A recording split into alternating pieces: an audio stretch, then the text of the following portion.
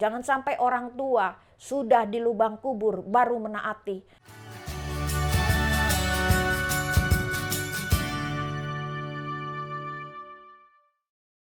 Shalom Bapak Ibu Saudara dimanapun kita berada, salam sejahtera di dalam Tuhan Yesus Kristus. Kembali kita jumpa dalam channel Paulus Rahel Ministry, dan topik kali ini yang akan saya bacakan adalah kasih ibu sepanjang masa, kasih anak sepanjang galah. Tapi sebelumnya kita akan masuk di dalam doa. Bapa yang baik, terima kasih Engkau ada bersama dengan kami, dan sebentar firman-Mu diberitakan bukan sekedar logos tapi menjadi rema dalam hidup kami. Dalam nama Yesus kami berdoa, haleluya, amin. Baik, puji Tuhan, kita akan baca firman Tuhan di dalam Amsal 1 ayat 8. Hai anakku, dengarkanlah didikan ayahmu dan jangan menyia-nyiakan ajaran ibumu. Sekali lagi saya bacakan, hai anakku, dengarkanlah didikan ayahmu dan jangan menyia-nyiakan ajaran ibumu. Di situ firman Tuhan katakan bahwa kita harus melaksanakan mendengarkan didikan ayah kita dan jangan menyia-nyiakan apa yang ibu kita ajarkan. Nah, ada satu pepatah yang mengatakan kasih ibu sepanjang masa, kasih anak sepanjang galah. Artinya kasih ibu tidak ada batasnya, tetapi kasih anak sangat terbatas terhadap orang tuanya. Ibu adalah wanita yang luar biasa yang selalu memperhatikan keluarganya, buah hatinya, bahkan dia rela mengesampingkan keperluan pribadinya demi keluarga, demi orang-orang yang dikasihinya. Ada beberapa kejadian, ada beberapa contoh nyata yang terjadi bagaimana seorang ibu melakukan perbuatan yang luar biasa demi menyelamatkan buah hatinya yang sedang di ujung maut.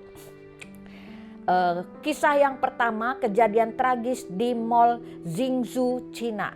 Seorang ibu, Xiang Liu Juan, dengan anaknya yang terjebak di eskalator rusak karena ketedoran teknisinya. Dan ketika mereka sedang bergandengan tangan, tiba-tiba eskalatornya jeblok dan ibu dan anak ini masuk ke dalam eskalator yang sedang menyala, yang sedang berputar. Nah, si ibu panik, lalu si ibu dengan sekuat tenaganya dia angkat anaknya dan dia lempar, dan orang menangkap anak tersebut. Anak itu selamat, namun ibu itu masuk ke dalam jeruji-jeruji dan akhirnya ibu itu tewas. Namun satu kebahagiaan yang luar biasa, ibu itu dapat menyelamatkan anaknya. Kisah yang sangat luar biasa. Ada kisah lagi korban gempa di Jepang. Ibu heroik dari Jepang, Jo Han-jun, usia 37 tahun. Ya, dia memeluk dan memberi ruang kepada anaknya. Jadi terjadi gempa bumi, rumah dia roboh. Nah, dia sempat memeluk anaknya dengan posisi begini, maksudnya biar anaknya ada ruang untuk bernafas. Jadi ibu itu mati tertimpa runtuhan puing. Sampai tim evakuasi penyelamat datang, dia lihat ada seorang wanita seperti sedang menggenggam sesuatu. Nah, dipikir wanita itu masih hidup, namun ketika dipegang ternyata wanita itu sudah meninggal. Dan ketika itu wanita itu ternyata di balik tubuh wanita itu ada bayi yang sedang tidur pules. Jadi sebelum dia mati pun ya, ibu itu memberikan perlindungan kepada anaknya. Dan pada waktu itu yang membuat saya cukup sedih, ya, tim evakuasi menemukan HP yang sedang menyala dan di layar HP ada tulisan demikian. Jika kamu dapat berhadap hidup, kamu harus ingat bahwa Mama mencintaimu. Jadi tim evakuasi membaca tulisan ini, dia menangis dan akhirnya anaknya diselamatkan. Ada kisah lain, Susan di Bene, usia 33 tahun, asal Amerika Serikat. Saat ia hendak menyeberang lintasan kereta api dengan membawa kereta dorong yang berisi anaknya yang baru usia 2 tahun. Kereta dorongnya nyangkut. Tiba-tiba ya ada kereta api yang lewat. Akhirnya ibu muda tersebut, ibu Susan tersebut panik. Ya, dia mau buka grendel untuk ngangkat anaknya, sudah nggak keuber. Akhirnya dengan entakan keras kereta itu dapat terlepas, ya, tapi dia mati tergilas oleh kereta api. Dan itu disaksikan oleh pasangan muda Rahel. Dan sebelum ibu itu meninggal, dia dengan keadaan sekarat seperti ayam dipotong, dia memandang anaknya. Akhirnya Rahel beserta dengan pacarnya menggendong anak itu dan mendekati kepada Susan dan berkata, anak ini akan kami rawat dengan baik, pulanglah dengan damai sejahtera. Dan akhirnya Susan menghembuskan nafas yang terakhir, disaksikan oleh pasangan muda ini dan disaksikan oleh anaknya yang masih bayi.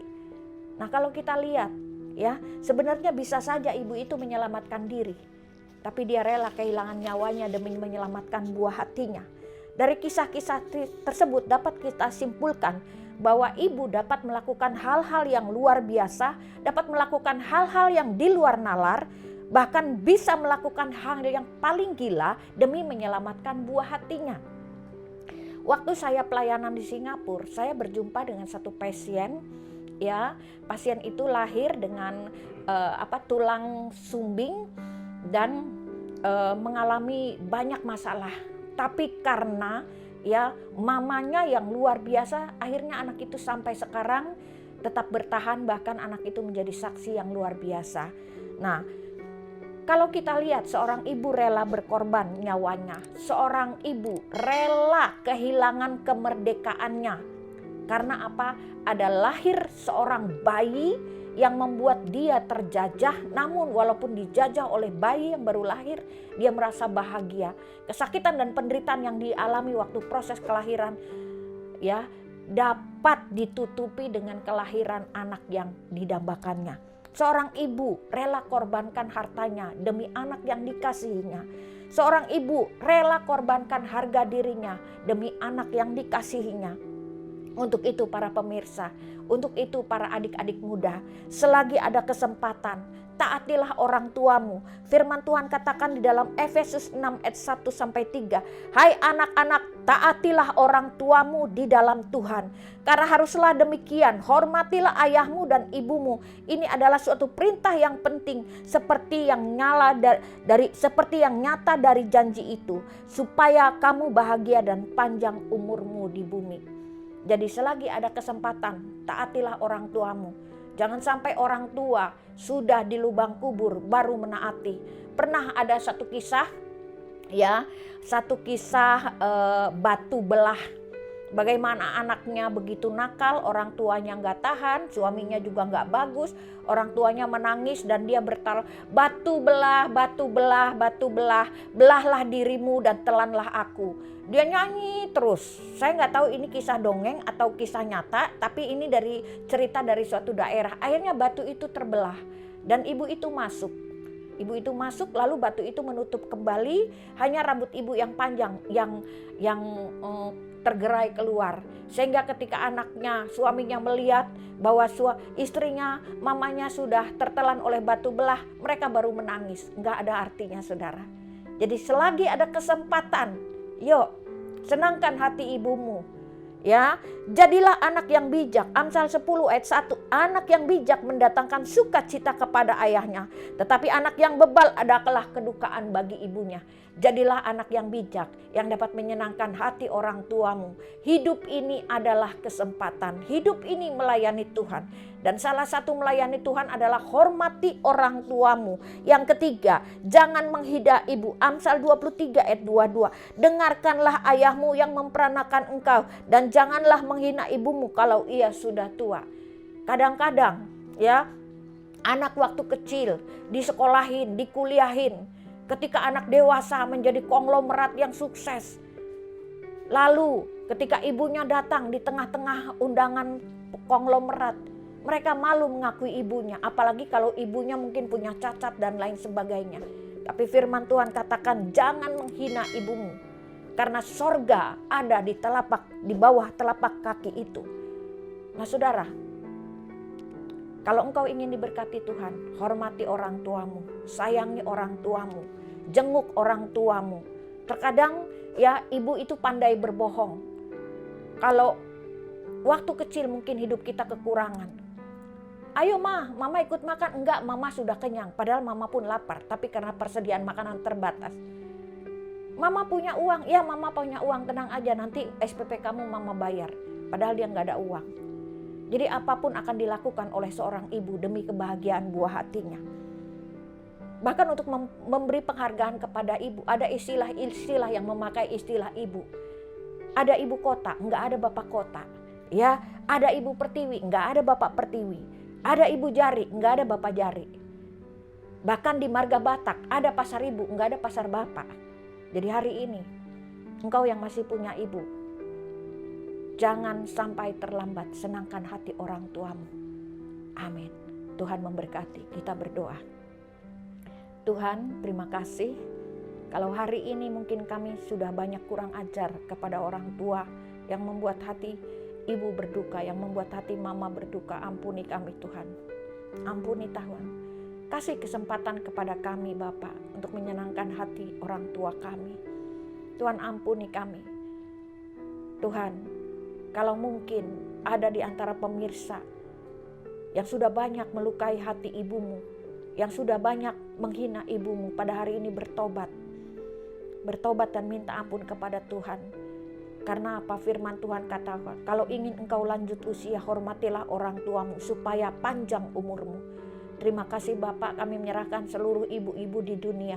Dengan segala keterbatasannya, dengan segala kelemahannya, dia menjadi wanita yang hebat untuk membesarkan keluarganya, untuk membesarkan anak-anaknya.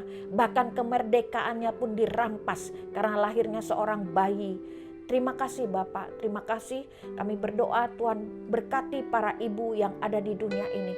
Hikmat akal budi engkau berikan kepadanya, sehingga bimbingan keteladan dapat diberikan kepada keluarga dan anak-anaknya. Terima kasih Bapak, dalam nama Yesus kami berdoa. Haleluya, amin.